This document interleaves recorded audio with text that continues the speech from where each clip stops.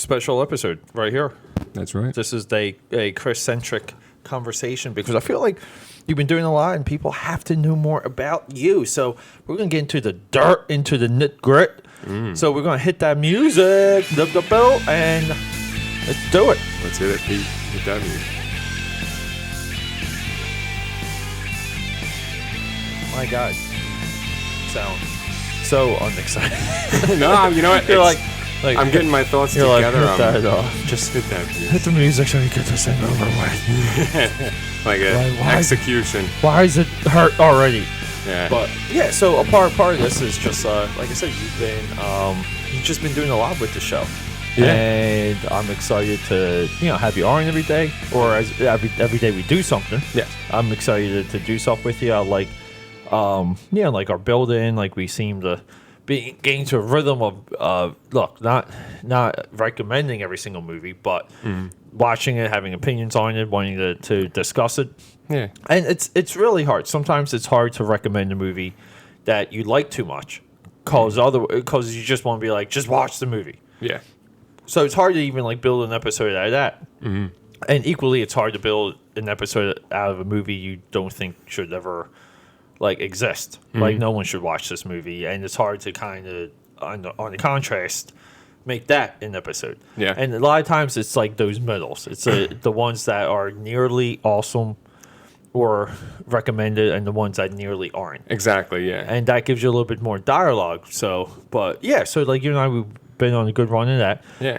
Which I'm happy about. It's been productive. You're good? Yeah, been motivating me. You good kid? Yeah. So Chris has been doing. You've been doing so much on social media now. On social media, yeah. We're trying to build out your presence. Mm-hmm. You've been very instrumental in promoting everything you're doing with me, which is great. And then absolutely. we're developing content and a positioning. I would say like almost like character. For you to like have online for yourself. Yeah, like an online persona. Yeah. Of sorts, yeah. Yeah, and it's good. It's exciting. It's fun talking about it. Mm-hmm. Now we were on a speakerphone with someone earlier today, a female. Yes. Because we like Chris and I to warm up for the podcast. Mm-hmm. One of the things we do, like to unveil a little bit what secret show. A little bit what Dream Warriors does is we randomly call females on speakerphone. And we have about like a 30 to 40 minute conversation with them, just to get the banter back and forth, work that muscle a little bit, flex it out, stretch it out. We call it working the muscle, and it's fun. It's great doing that. And you even made a comment, who made the comment today about like the surprise that I was calling. And then you were like, oh, well, I guess she made it. And then you were like, oh, he calls me all the time. Yeah, I like phone. I prefer phone conversations as opposed to text. It's more productive. There's less chances of there being any kind of miscommunication. Yeah, I think texting's good to keeping in touch, and sometimes you can't talk on absolutely talk on the phone. But, it has its place. But there is something to talking and calling someone and having that be your vehicle for a conversation, because even you and I, we were on speakerphone with someone else. Yes, another female. Not too long ago, and that was like a whole giant circular conversation where we almost like exercised the demons for her because there was like some I guess a little bit of like fear and doubt. Yeah, and I don't know, like it's really hard to define, but there was. Really just kind of like, a lot of these things you're saying aren't coming from where you say they're coming from. They're kind of coming from like another place, because decisions are a chain, and you back up the chain a little bit sometimes, and you find the real reason. This is self-analysis here. Yeah, we're self-analyzing ourselves, and then we're applying it to other people. This is the Pete and Chris speakerphone method. Yeah, that's how we do things. We do it. You know what's happening right now? What's that? I don't know, because Chris and I, we're not drinking any alcohol, which is rare. But Chris has surgery tomorrow. Tomorrow early. We're not doing alcohol, but we usually drink alcohol and jump around like maniacs. Yeah, and we've didn't drink any alcohol today, but we ate chicken nuggets and jumped around like maniacs. Yeah, and I'm like hot. Yeah, I'm like I need to change my shirt. So I was going to say.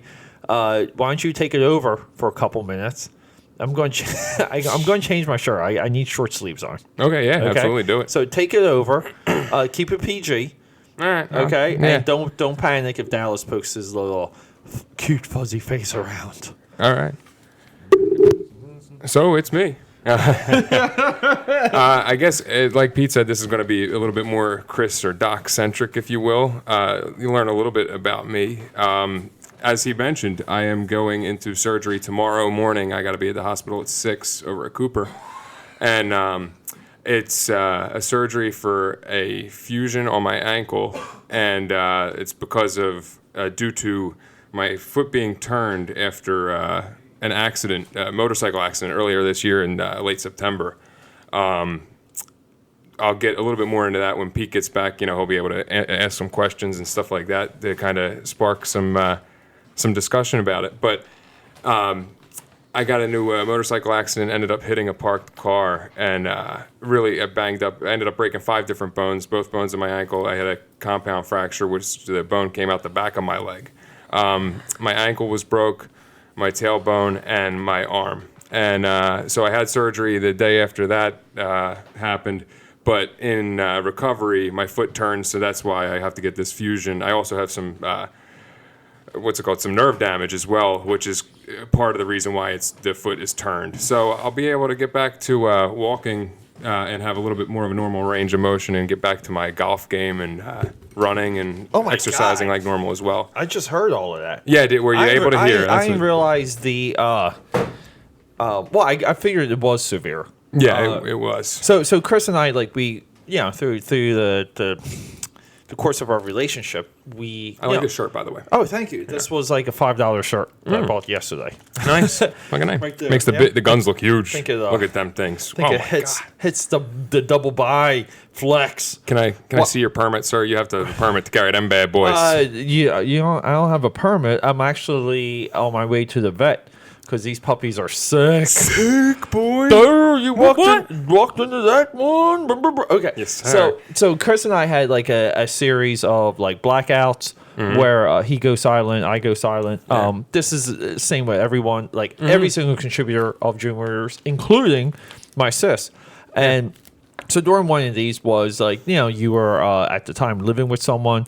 Yeah. And then we reconnected, and that's where I found out about the accident, and it was like right when it happened, and it was, and even like then when you and I were going back and forth, it's like I really didn't even know how severe it was until I think like somehow like I think my mother commented on one of your pictures. Yes. And so like somehow because she commented, it came up on my feed. And this was like back when I was like just getting back onto Facebook. Yeah. So, and there's reasons, behind that, but so I was getting back onto Facebook. So like my feed wasn't like people like I wanted or cared about. It was just like it was just like I know what you mean. Yeah, I get a lot of the same thing. Yeah. So, and then like I saw like your like a little bit of your leg in that picture. Yeah, and my it just picture looked like it was like blown up. I'm like, real swollen. You could see that there's still sutures at that point. And, it was pretty bad. So that's when I even got a tone of the how severe it was, and then you and I went out for the Phillies parade. Yes. And I was the Eagles parade. Yeah. The Eagles parade, and I was kind of like, hey, are you mobile? Like we're doing this, and you were like, I am. And then like I didn't realize until like later when I saw you like move around, limping, like, and I guess like it was getting aggravated. I was like, wow. I was like, Chris is like his leg is like jacked. Yeah, that's the thing. I'm able to walk, but it being turned, like if you were to see my foot, it's turned. So I'm walking on the outside of it where the pinky toe would be for the most part. So after a little bit of walking time, it really wears on it and really gets painful. Yeah. So at that point though, like when the accident happened, where were you with like consciousness and like the pain, like how painful, like how would you describe the pain? The pain was unlike anything else I've ever experienced in my life. Yeah. I've experienced some severe traumas and stuff like that, like bashing my head open when I was younger a couple times in the same spot. other things. I was in and out of the hospital. I didn't know that. That explains so much. Yeah. Now we know. So okay, wait a minute. I think we're done with the getting to know Chris episode. that is it. That's all you need to know. Yeah. Case closed. Here's Chris. He got banged on the head about 9 times when he was younger. He got banged 9 times by 9. He's a 9 by 9. I'm a 9 by 9. Yeah. So and here we go. Welcome to South Jersey. This is Chris Watson. Yeah. The doc. But anyway, yeah. So unlike anything else I've ever experienced in my life, when I hit the. Well, do you want me to tell the story of it, or just? I mean, because the pain itself was crazy. So, like you told me you hit like a patch, like you told me you hit a thing, and then it's like, look, I knew you, like whatever. It's almost like, all right, that's like 1% of the story, the truth, because I'm sure. Like and something very similar happened with Tim. Do you remember Tim? Tim. Yeah. Okay. It's hard to say that to say something, but when he got into a bicycle accident, and he at the time he was like, who knows what he was on? Okay. Yeah. But it was, and for a side note, Tim was someone who became a friend of mine who worked in one of my offices. We were like somewhat around the same age. And he fell into something. Yeah, look, the city is a tough place. It's a cruel mistress. Yeah, it is. Okay, and Tim fell into something. Yeah. Now Tim's also a victim of, I would say, like confidence, security. He has self-image issues. Yeah. A lot of these things. Okay, a lot of.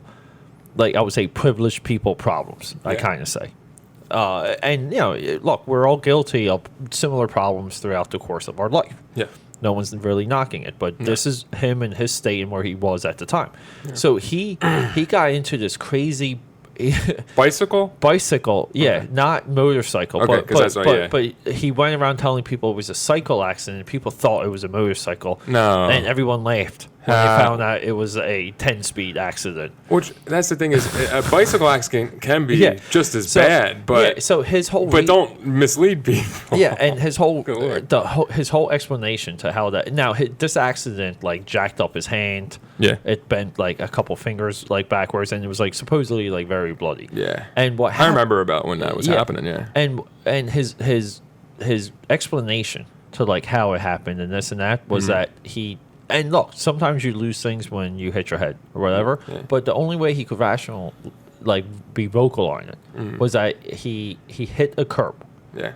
And then it's like you're like, but you're on a 10-speed. Like how are you hitting the curb? Did you try and jump the curb? Or are you not? And his further response to that questioning would be, I didn't ride a bike in a while. Oh, and then that's a poor excuse. And then it's like my brother told me I should ride a bike because he rides a bike. And then it's like there's just so at that point there's so many questions and you can't press it because they're like it's all there's too much lying going on that you'll never get the truth. You'll never cut through to it. And then it's like, well, like maybe one day. Like you'll tell me, so and that kind of goes very similar to you, where you told me like you hit a patch, and then like just where my brain goes, is like just patches everywhere. Like there's patches everywhere. Chris has been a patch of gravel is what. Chris has been riding his motorcycle like for years, all of this time. And I'm not saying like it doesn't happen, but at the same time, it's like what effing patch of gravel like was this, or what type of curb was like what type of curb, like now by curb do you mean like oncoming traffic and the curb was like a moving car? Like is that how we're like is this what we're doing code here? We're speaking here? Yeah. So like when you told me that, it was like one of two things. Yeah. Okay. The gravel was a part of it. Yes. Like meaning that the gravel assistant in something that you easily could have controlled, or the gravel was it, and it was the gravel pile from hell. It was like the greatest gravel pile the magic, ever the magical conceived of. gravel pile. Yeah. Yeah. It's and look, and Because I've almost lost my bike on gravel patches before. It does happen, but I'm sure. That's what I mean. Like I'm sure, but right. Big butt. Yeah, Big ugly butt. and I knew there was like a big butt, and There I'm is. like, And- like, eventually, like maybe we'll like discuss it, maybe not. Yeah. But it's not really like I said. It's your call if you want to get into it. I do. Like I do, Pete. Okay. Yeah. Oh, yeah. Let's look at dive this. in. You know what? Because That's there's a lot of people that you know what that have This is what- thoughts or opinions anyway. This is So what Dream it Warriors is. do. Yeah. Is it, okay. We'll now, get to the truth, Now, the real real quick, before we reality. get into it, Absolutely. tell me how good I look in my shirt again. Incredible. Those puppies are sick. Those big old Nice. dogs. Oh, guys, I pray these dogs. You got any biscuits? Oh, don't do that too loud. It makes Dallas nervous. Oh, that's right. I'm Yeah, sorry. I forgot we're in the presence of. He doesn't like, he don't like dogs. Yeah, it's just his nature. I understand. But yeah, it's just the way it has to be. I understand. But all right. So, Okay, so- yeah. So If you want, I'll let you take it. Yeah, I'll get into the night, and feel free to cut in and ask me any questions as we go. But I'll pretty much run through the story, and then I will. I know there's going to be some questions. So, I will, my boy. as Pete mentioned, I was seeing someone at the time, my most previous, I guess, long term. Not that very long. Probably, I was with her for about 7 months. Or Yeah, so. you guys moved. Pretty quick. Yeah, Yeah. like you guys moved. Like all of a sudden, you were like moved in with a. Yeah, with a boy. That's the thing. Well, yeah, she had a kid. Yeah, Yeah. and around 4 years old, and I didn't officially move in, but I was staying there. I was living there every day. So Right. So I know. Yeah, right. So officially, but not not gotcha. officially. You Yeah. get what I'm saying? you're just hanging out. Yeah. hanging out for some of that mommy tang. Yeah, you know what I mean? Yeah. I'll take that to the bank, MILF. Milk. Okay. Yeah. So basically, I was seeing her, and normally I would. It was a Saturday. It was a Saturday. She worked at an OTB, off-track betting, place horse bets and stuff like that. Oh, like okay. Yeah, like the turf club over in South Yeah, I was Philly. gonna say in Tennessee. there's only a few places for that. Yeah. So Yep. I'll track her down. Yeah, easy to find. Yeah. So, basically, it was a day of one of the bigger races. Okay. And she was going to be having to work the next day. Okay. So earlier that day, I had to go into work that Friday night. Yeah. So I went in. And you're working. You're at a liquor store. Yeah, kind of like also like rebounding too, like rebounding, like at the local liquor store, and that's almost like another story. But yeah, that's a story for another time, or we can touch on it. But basically, yeah, but continue. Yeah, I'll continue. So normally we would be seeing each other on a Friday night, but I was working, and she had to be up early for work the next day. Was going to have a busy day and had a busy night, so it was like, all right, we understood that we weren't going to see each other, until like Saturday or the next night or whatever. Yeah. I decided, okay, well, after work, I'll go out and have a couple beers at the local spot, the Wick. The Wick.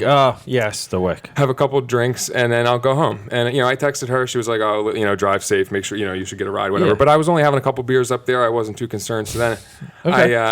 I ended up going back home, let her know that I was home. She went to bed, and Okay. I was up. So far, so good. I had a couple more drinks at home, and I ran out of beer. And I had run out of pot. And so I didn't know what else to do. So I got the brilliant idea to go score something else. Damn. Some skag. Okay. And and at this point, it's like 2 a.m. It's late, and my parents are asleep. So, and I don't want them to know because they know I've been drinking. So I didn't want to start my truck up and have them hear me and it be a whole to do. So I knew that I could wheel my bike out of the yard without it being heard and start it after I pulled out. Right. So that's what I did. And I got on the bike and, went for a cruise and decided to take a trip over here to Philly to the Badlands. And, ended up scoring a couple bags. Yeah. And for some reason now, I would have taken it home and just enjoyed a little bit, Yeah. And which the funny thing is I hadn't done it for a long while. I don't know where it was. Yeah, It was like this drunk idea. You were kind of. I was clean. like kind of like clean and yeah. I mean, I like, still drink and smoke pot, but I wasn't doing any other Yeah. illicit drugs for the most part. Everything. you know what I'm saying? Nothing like that. We status. we like our we like to cap our dream warriors with marijuana, Marijuana, alcohol, cigarettes, cigarettes, and the cocaine. cocaine, a little bit of cocaine. That's pretty is- much yeah. that's pretty much like the dream warriors. Recreational cocaine, not a. Yeah, I'm not so much overdo it. into. I personally do not try not to smoke a lot of pot or smoke pot at all. Yeah, no, yeah. I just feel like, but at the same time, the amount of coke that I've done, because I've done a lot. Have you really? Yeah. I had no idea. Oh yeah, yeah. Oh yeah. I thought. Wait, you want to listen to the show? No. Yeah. If you listen to the show, I wanted to. I touched on it a few times. Yeah, yeah. Okay. So it was a Nice. like a bro trip. Yes. That cracked the seal. Oh, okay, yeah, because I know for a long time you were a virgin. Yeah, Or a yeah, virgin. very. Like I was straight as an arrow. Yeah. And what clicked for me Mm-hmm. was that, like, I don't look my age. No, I don't act my age. no.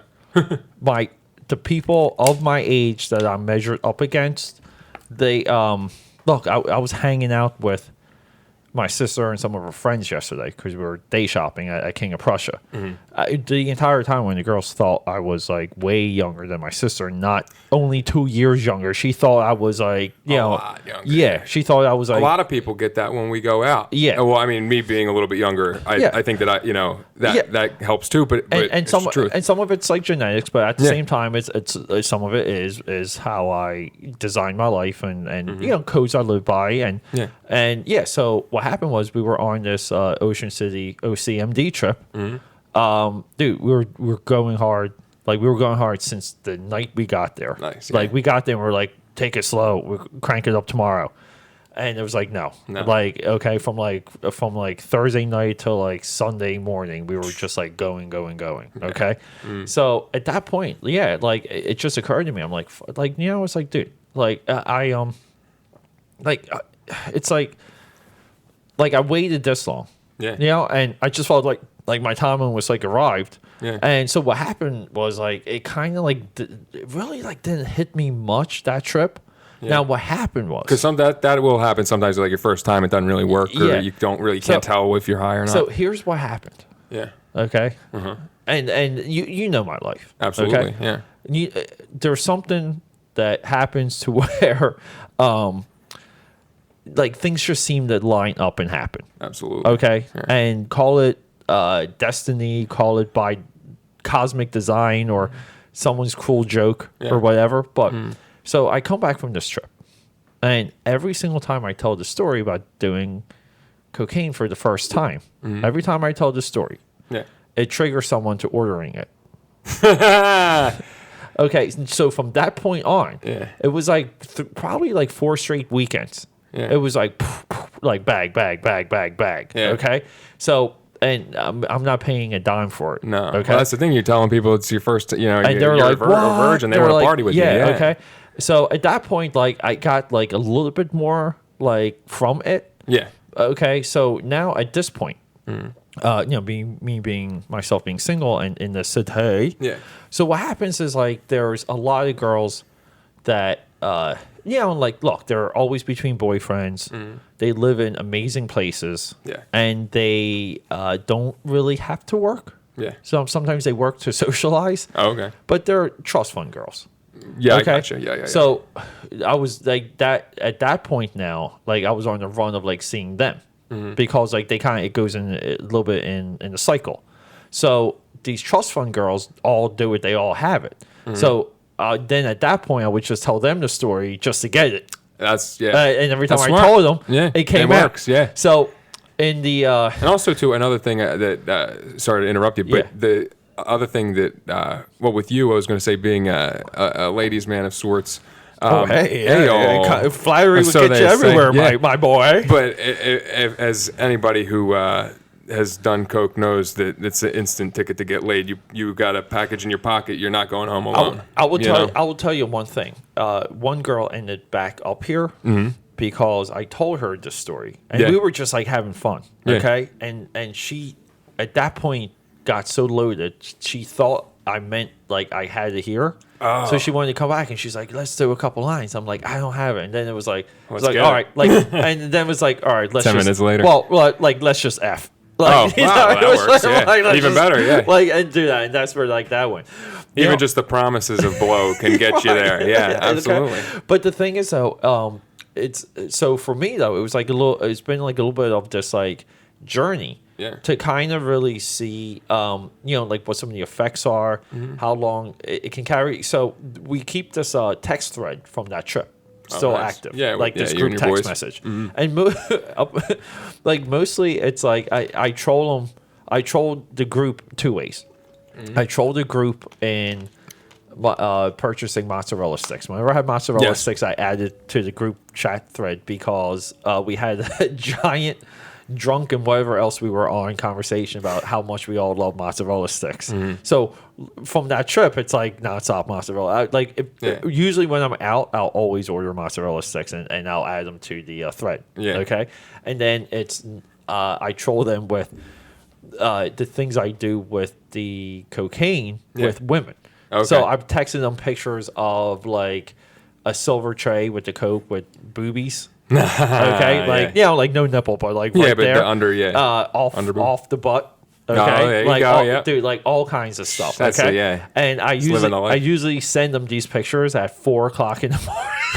They're like the worst times, dude. And they usually always get like someone usually fires back. No like shit, I'm like, you're married. Like, what are you doing? Wait, at home? Waiting for the thread to get updated. Just refresh. Staring at your phone, kid. Oh man. You're trying to build a rocket ship to get closer to that satellite for a signal. Like, exactly. Yes. Anyway, so I'm so sorry. I thought you were familiar with that. I knew that you had mentioned you tried that or tried E and and didn't get an effect from E. I knew you tried E. When I talked to you, you tried E. I didn't know about the cocaine. I had one girl here. I call her Carl Cox. Carl Cox? Yeah, Carl Cox is like the greatest DJ ever. Okay, he's like this big black dude. Okay, but his name's Carl Cox, and she's like a club girl, and she goes to all these like house parties. Okay, and stuff like that. But house parties are like underground parties or clubs in Philly, okay? And they usually get done at like 6, 7 o'clock in the morning. Yeah, so there's people that are going. So that girl, she was in the habit of just coming here when she was done. Oh. Okay? And dude, the first time like her and I got dirty, dude, it was the funniest thing. We were on the couch watching Carl Cox and whoever else like on YouTube. We were just in a YouTube hole, okay? And I was just kind of like, I was just bored, so I got up to like check to print out like an eBay label. So I get up, and dude, she walks right over like behind me, and she's like, you want to lie down in your bed? And I'm like, yeah, sure. I'm like, but let me do this first. I ain't jump like right on it. That's funny. Yeah. So I print out the eBay label, and she at that point she like took her pants off and like jumped in, and dude, oh my god, dude, her butt, her like underwear, like all of it, dude. I'm like, yo, okay, like what the hell? But she would come over, and like when she knew I was like comfortable with like, doing whatever she had, it was like that became a part of like her nights and like her habits. Nice. Okay, so that was like another one. You want them to be in the habit of you, you know? Well, it's funny how much people love drugs when they're like into them, and they don't like somehow chemically they don't have a problem, you mean? They don't get wrapped around it, get addicted to it. It doesn't control their life. It doesn't take over. But there's been plenty of times where I've seen people who are like right there. And you're like, and even like from my perspective, because look, dude, at the end of the day, I'm still like, if you like, don't do it if you can't control it. Like, don't do it if you can't control it. And I feel like I'm enabling people sometimes when I see that, because I'm like, they can't control it. You know, they're like just hanging on, and it really can't go any deeper. And what happens is like you get into a cycle where you you think it can get a little bit more deeper before it gets like too deep. Like Yeah. like you psych yourself out, or you psych yourself into doing more. Yes. Where like you shouldn't, but usually, if you're like that with one thing, you're like that with multiple like substances and things. You know. Now that varies. That depends. But yes, Yeah. but I agree. A lot of the time, most of the time. Yeah. So we sat down here to talk about Chris, and now we're just hearing Pete's turned drunk into- stories. Yeah. So I guess I'll get back to where I was then, unless you had anything else Jump to right say. into it. Yeah. But, All right. okay. So long story short, yes, Chris, I've done. Yeah. You know? I have done. Okay. I have done some Colombian bam bam. Wow. And yeah. Okay. Yeah. So then. Continuing on Yeah, from where so I was you- at. So yeah. I had taken my motorcycle, came over the bridge, and went to a spot that I was familiar with Okay. to know that it was good, and that I wasn't going to get robbed or ripped off, or the least likely chances of that. Yeah. Because Which is when scary I was getting in its own skag, I right. was going to the street some of the time. Yeah. Yeah, a lot of the time. Yeah, bad. Yeah. You know, I've been robbed. I've been, this and that. Wow. Which, whatever. But so I I had enough for 2 bags. I had enough for more, but because I was with the girlfriend, I figured it was a night off from her. It's not something that I normally do on my own or even do it all now. So I could. I think this is kinda more, get away with- This is more of a girlfriend problem than anything. Well, we'll get more into that. Because you're like, I'm not around her. I'm Not going to around her. live my life. Yeah, well, no, it wasn't that. I don't know. It was just Yeah. this poor drunk decision. Yeah, right, yeah. No, because Which I've seen. like I've seen that. That's what I wanted to get Yeah. at, because I was because I had been good for a while, and it was almost just like, because I mean, like I said, a little bit of coke here and there, a little bit, maybe a pill or two Yeah. here or there, but nothing. I haven't been having an issue for a while, so. Yeah. I got the 2 bags. I walk off the set, and I think about it, and I decide, well, I can either take these with me and do a little bit here and there at home, through the rest of the night, Yeah. or I could do them here and I not have the evidence on me. So if I get pulled over, Right. nobody will know. So I pull it out. I snort both bags. Rip down the side of the bag, snort both bags, and which for somebody without a tolerance, my tolerance was gone at this point. Yeah. Is a lot of F and Yeah. H. So, I did that, got onto my bike and rode out, went back down to the Ben Franklin Bridge, and it didn't start feeling it until, really feeling it until I hit the bridge, and I realized that I felt myself kind of nodding a little bit. So Wow. I was like, you know what? Okay, it's hit me harder than I thought. It's time to get off the highway. So I get off in Camden, Yeah. and I'm going to try to make it home, or not make it home from there, but at least get off to where I'm safe, Right. an area, because it's Camden. Yeah. So I pull over, and I get off the one road. I don't even remember exactly which road it was, because I was kind of in and out. Yeah. And I start to slow down, and I see I go over through an intersection. There's a little bit of gravel. There was a little bit of gravel, but Yeah. that's not what did it.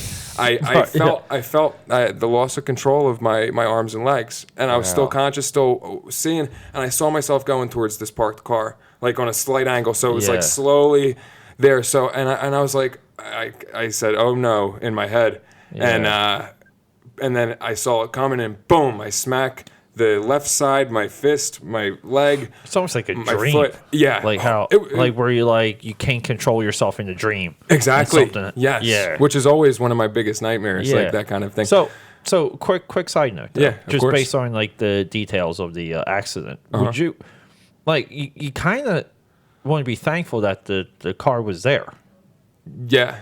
because I mean, like, the car kind of stopped you. Well, I'm going to get to that. Yeah, okay. Well, it didn't necessarily stop me. I bounced off of it because it was like the Yeah, side. but that's so- what I mean. But yes, Like, it was like it was, no, thank God, because Yeah. if I would have hit a building, I would have been dead. Or something, yeah, or a pole or something, anything. I could have been dead. So or like luckily- just thrown, just Like, thrown, and yeah. But so I hit the car, and smack up my side. I feel my whole side, like, in just excruciating, this like just burning like, up, or yeah, this like yeah. piercing pain, like it just went through, like like that- my ears were is it- ringing. I was gonna say, is it ringing in your Yeah, ears? ringing in at my that ears. point? I'm pumped up at this point, but I'm also I'm nodding out on the H. What I didn't Yeah. realize until after the fact is I was overdosing. So while I was on the Wow. bike, so I had, because being in my nostrils, it didn't completely get into my system until like I'd ridden So it all all the way to hit- Camden. So like, it all finally hit me in Camden. And you, like, what? Because the nature of how you got into your body was like what, somewhat of an overload. Like, was the amount?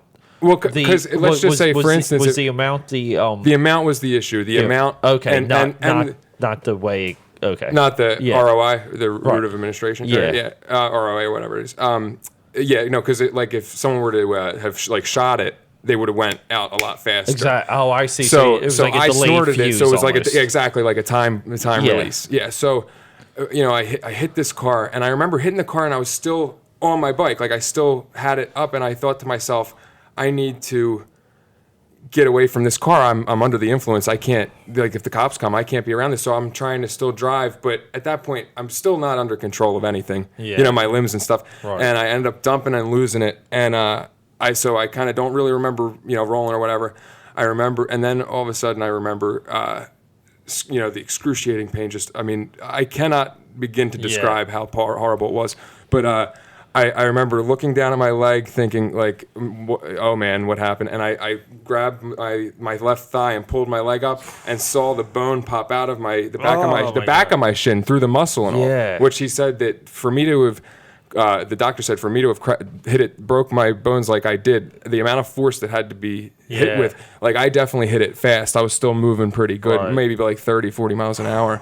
And so completely, that's the last thing I remember is pulling my leg up, seeing my bone pop out, and I blacked out at that point. Of course, yeah. Yeah, from the pain, from the shock, which actually I found out later that it might have been just the blacking out, not just the shock, but the drugs as well, because they had given me like 6 shots of Narcan to try to bring me back, and I finally came back after 6 shots. Yeah. Wow. Yeah.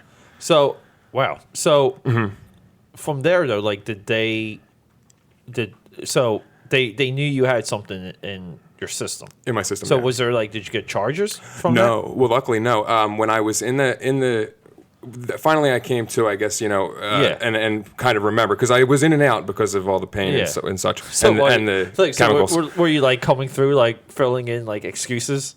Or like mapping out like some of a narrative to where I was trying to see. Because they like explain things. Okay. Because they hit me, I was still kind of drunk, but because they hit, but I wasn't too drunk to too drunk to drive, but not to control it and to deal with the people in the hospital. So, so when they hit you with the Narcan, it clears your receptors, so you're not high anymore. So when I came to, I'm no longer high. I'm in a lot of pain, but luckily they gave me fentanyl for the pain, like below my leg or whatever. But what's it called?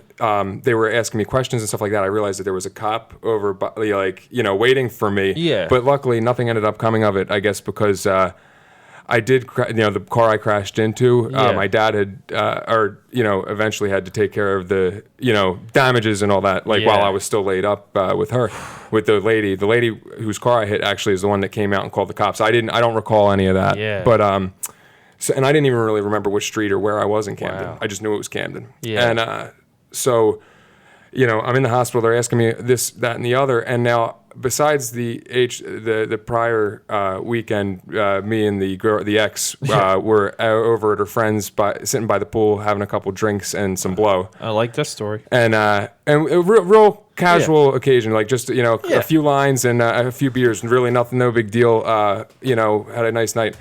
And then, so that was the extent of my drug, that and smoking a little bit of pot. So that was the extent of what should have been in my system. And so come to find out, they the anesthesiologist was talking with me, and they said, listen, we need to know, we know you were drinking and this, that, the third, but we got, your tox screen back.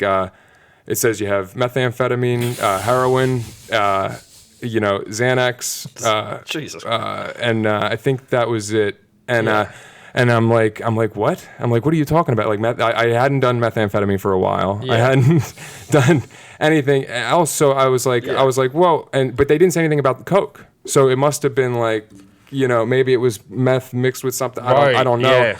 But but that either way, like you didn't take those things, but those things were in your body. In my body, but you were also taking things. I was taking things, exactly. Right. So I was basically somehow like, this is... Because when they were asking me, so basically the way I kind of wrapped it up with them was, they were like, well, listen, they were, because I was like, heroin, meth? No, what are you talking about? And then they're like, listen, we don't really care about the heroin. We just need to know about the methamphetamine, because if we put you under, you could have a heart attack and die. And I knew that it had been a week, so the coke shouldn't even have still been in my bloodstream, my system. And number two, but they do extensive things. Well, maybe tests. It's hard. Like everyone has ideas of how that stuff works. It all depends on metabolism. There's all kinds of factors. Varies. I mean, like if everyone had to figure it out, no one would ever get caught. No, exactly. But people get caught all the time because they think they have it figure. Yeah. It's like another Exactly. loop. Yeah. But yeah. So basically, I told them, I said, listen, I said, no, that I hadn't, because I hadn't had done the methamphetamine, so there was Yeah. no issue there. So then, I had to watch them. Now I had to still be conscious while they scrubbed my leg out with the open wound, and they had to cut off a couple inches of bone, put a rod in my leg and all that. But I wasn't conscious through, the rest, luckily. But so that, they put me under. I go through surgery, and the ex didn't even know that I had been in the accident. Wow. Until I don't even think the next day, but the day or the next day or whatever. Wow. She had tried to call me and tried to look for me. I wasn't at work or nothing, and so she knew something had happened. Right. Ended up, I called her and told her everything that had happened. Did she know where your house was? Did you know? Yeah, she well, that's the thing. Okay. She drove past my house and my work and didn't see me there, so that's what she didn't know. But she, Gotcha. Yeah. So then I finally, I called her and explained the situation. Yeah. The only thing that she doesn't know to this day, so if she's listening now, she knows Hello. about the H that I went to score drugs. She knew that I was drinking and driving. I didn't tell her anything to do with Gotcha. going to score. And then at that point, was she done with the relationship? Was she? No, not at all. Actually, at that point, we had a couple fights and stuff before from some issues. I hate to say, she sounded like a smart girl at one point. Yeah, well, what's it called? The issues. No, actually, that's what I was saying. So she comes, visits me in the hospital, brings me, was really incredible, treated me incredible through the whole experience. Was honestly at my house almost every day for the first couple weeks after, taking care of me, you know what I mean, making me lunch, doing all sorts of stuff. So really, I gotta give that on that end. She was really incredible with stepping up and helping me more than any ex-girlfriend that I've ever had, Right. Well, because at this point, maybe even in her mind, the accident was a little bit more simple. And she had no idea about the drugs. She knew the drinking, and she told me not to go out and to let her know when I was home. Right, and what. Yeah. So a part of this too is you're almost were me doing that. Also, there was a little bit of fighting going on between us. Okay. She liked to pull the try to push my buttons and make me jealous of certain things. You know what I mean? Bringing up certain aspects that, which for a long time it didn't bother me, but eventually it just when you twist for long enough, right. Well, eventually I'm not going to put up with it anymore. Sorry, I'm not sure if this feedback is going to come through. Oh, okay. I think we just have a little bit oddly tangled. Yeah, it's a little bit mangled in between. He's just disconnecting some cords. Or untangling them. Magnetics. Yeah. I think it's there we go. Hello. Okay, we're back. But okay. So you got. So now so the that happened. But now my parents, of course, were a wreck. In terms of, I don't know if they know about the drugs and whatnot with that. At this point, though, real quick, how many other. How many chances do you think you got left with your parents? Are they? Because they've been through a chunk with you. Yeah, any more in terms of I can't mess up and be doing the drugs and living at home. You know what I mean? And which that's not what I plan on doing anyway. I'm not. I don't have an issue with the H anymore. But if the drinking led to you getting into that state. What's your how do you approach alcohol now, or because alcohol seems to be your gateway, not they say gateway drugs, but alcohol is more of that. But no, because I do drink in moderation and still for the for the most part have an all right Yeah, I mean I think you're definitely better. I think I've improved a lot, right? I mean, better with it throughout the years for sure. Yeah. But yeah, I mean I mean it's definitely something to consider, right? I think that another thing too though that pushes me to things like that is what my position at the time in life. You know what I mean? When I feel down and feel things were bad and like I said, there was some strain on our relationship, me and the ex. Because of her and she which she would dispute, but of course, but there's we don't need to dig into all that. Who doesn't at that point though too? No exactly. One's gonna be you're right, you got me. No one's people get defensive. It's a mechanism. Yeah. It is. But so Like, do you feel like you worked out like some of the angst? Yes. Like, I think you know, that. like- I think that between Yeah, to where like even when if you were to get involved with like another relationship, do you feel that you're clear of that angst, so like you can fully be in that relationship, kind of like good or bad? I think that I've come a very long way in the very recent time too, I think that I'm not ready at this moment. Right. If you were to say like Well, I'm not, I definitely need some more time to get to focus on myself. Yeah, to get well, my that's things in something- order. Yeah, and that's something I've been telling Which you is what for I've a while. Yeah, and to which is where- what I've been I think accomplishing so much more. In the past, what has it been? 4 months. We broke up in November. It's been 4 months or so, and I mean the amount that I've accomplished in that 4 months. Yeah. The 7 months that I was with her is just nothing in comparison to what I've done Yeah. in this time, and in terms of self accomplishments, not what I accomplished with her, because I was still productive and Well, I think had a good relationship I think, to a certain point. Yeah, I think for a long time. I think this is where, like, it's good for you to pour a lot into Dream Warriors, to pour a lot into what you're doing on social media, and to kind of look, and look, like not have all of that be like your end point, but No. but have it work for you, and find ways for all of that to benefit you and work for you, because like technically even with me and all my other stuff, like that's a lot of like how I lean on it. Yeah. Like now, like to where it's I've built so much into my life where I continuously have something that's next. Yes. There's always a what's next attitude with me. So when there's adversity in my life, essentially I'm always focused on what's next. Like I don't even have time to focus on like the issues. Yeah, on what would keep you down, and that's my thing. It's crucial for me to. This is where I see that my last relationship failed in terms of because didn't set myself up to have my own time and own energy put into everything that was me, not just our relationship or her and her child, because she had a kid. And not my baby. Hey, not the daddy. Not the Hashtag daddy. not my kid. Yeah. Hashtag not the father. But it's crucial for me to stay productive and to work hard and to have more more than just work, but like side projects, like you said, Dream Warriors, different things, different vehicles to get. That might not be where I'm headed, but I need something to keep me propelling forward. I mean, look, I'll definitely I wanted us to get on the road. There's definitely more things I want to start tossing with you. Yeah. I want us to develop some type of something on YouTube. Absolutely. That isn't related to like things that are already there. I think the Read Again fits perfectly for the two of us. Yeah. We can always sit down and do like episodes of that together. Yeah. Which would be like here with the bookshelf in back of us. Yes. Like this is we're technically this is the spot. Yeah. This is the Dream Warrior studio and Read Again set. Yeah, exactly. Congruently. But no. So like I think a lot of why it's important for you to stick around is because you're offering a roadmap for how people stay out of something. Yeah. Well, and I think there's a lot to learn from that. Yeah. And to be straight with you, I mean, what I've pulled myself out of. Don't ever be straight with me. Be very gay. Be more queer than a $3 bill. Yes. Yeah. It's just a hot dog. Pete, is that your phone? Are you happy to see me? I'm both.